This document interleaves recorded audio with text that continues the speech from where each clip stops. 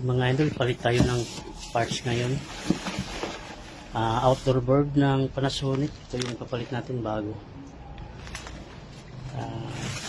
Ito, problema nito. Palit outdoor board.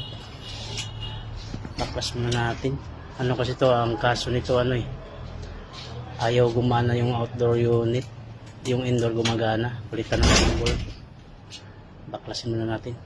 Ito yung bagong outdoor board mga idol, ipapalit natin. Ayan. Ito yung papalitan natin. Binabaklas muna namin. Ayan. Okay na mga idol, gumana na. Ayan o. Tuloy na yung andar niya. Ayan yung bago nating board na kinabit. Ito yung luma. Running goods na mga idol. No? Ayos na mga idol, gumana na. Ayan. Okay na siya. Ayos na.